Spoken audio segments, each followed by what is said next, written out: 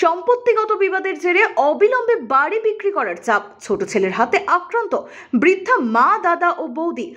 অভিযোগ দায়ের উত্তর বিধাননগর থানায়। সল্টলেকের সিএফ ব্লকের বাসিন্দা 87 বছরের বৃদ্ধা মিনতি মুখার্জি বড় ছেলে দেবাশিস মুখার্জি ও বৌমা মিলন মুখার্জিকে নিয়ে থাকতেন তিনতলা ওই বাড়িতে।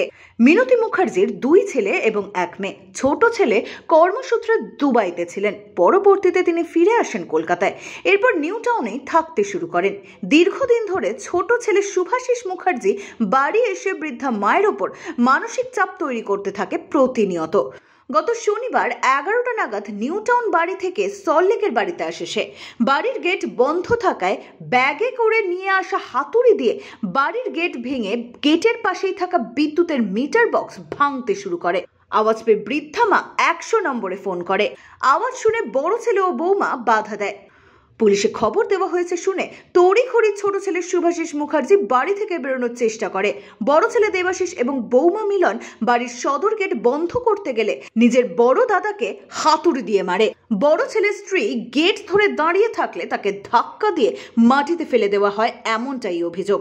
পরবর্তী সময়ে শারীরিক পরীক্ষা নিরীক্ষা করার পর উত্তর বিধাননগর থানায় অভিযোগ দায়ের করা হয়। সেই অভিযোগের ভিত্তিতে এফআইআর দায়ের করে তদন্ত শুরু করে পুলিশ।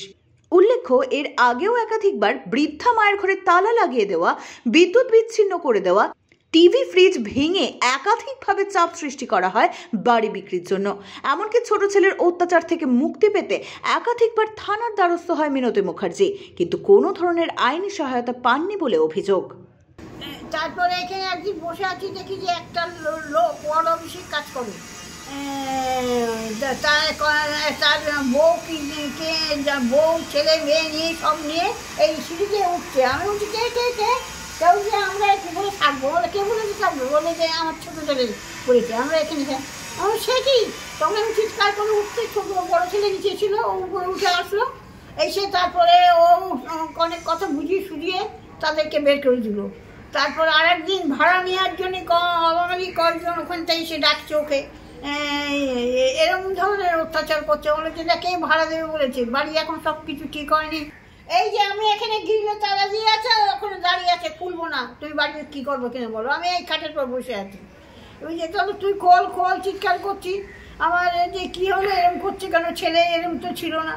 তারপরে থানায় খবর দেওয়া হলো, ওরা আসলো, বলছি ওরা আসলো, এসে পুলিশ বলে তালা খুলে নিন তা তারপরে বলে টলে ওকে দিয়ে তালা খুলে দিয়ে চলে গেল। আবার আর একদিন এসে দরজা, আমার চান করে আসছি, দরজায় তালা দিয়েছে, ভাত টাত খাবো, আমাদের কি সব তালা দিয়ে চলে গেছে ওই ফ্ল্যাটে। আমার সে প্রচুর টাকা নষ্ট হয়েছে, এই টিভি কিনে দিয়েছে আমার নাতি, সেই টিভি নতুন টিভি তার কেটে দিয়েছে, আর একটা যেন কী করছে টিভি, আর একটা ফ্রিজের ফ্রিজ টিভি সব নতুন কেনা, সব কেটে কুটে দিয়ে চলে গেছে। তারপরে আমি ফোন করলাম, কী রে তুই এরকম করলি, এত বড় ক্ষতি, আমি এরকমভাবে টাকা নষ্ট হচ্ছে, ও তার কোনো উত্তর দেয় না। খুব আশ্চর্য ব্যাপার, তার কারণ হচ্ছে যে মানে এতদিন পর্যন্ত যখন ও বাইরে চাকরি করতো, দীর্ঘদিন প্রায় 25 বছরের মতো বাইরে চাকরি করেছে, বিদেশে ছিল, তখন যখন আসতো এখানেই থাকতো, একসময় একসঙ্গেই থাকা, সব আমার কাছেই সব খাওয়া দাওয়া সব কিছু হতো। কিন্তু হঠাৎ বাবার মৃত্যুর পর থেকে এই বাড়ি নিয়ে একটা এরকম ওদের অশান্তি শুরু করে, এবং রিসেন্টলি দুবাই থেকে, তার মানে ও নিজে একটা আলাদা ফ্ল্যাট করে রাজারহাটে থাকে।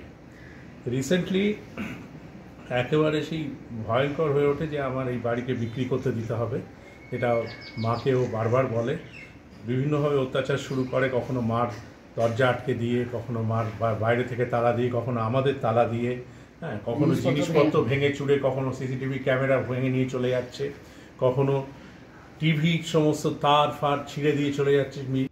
ব্যুরো রিপোর্ট, এক্সপোজ বার্তা।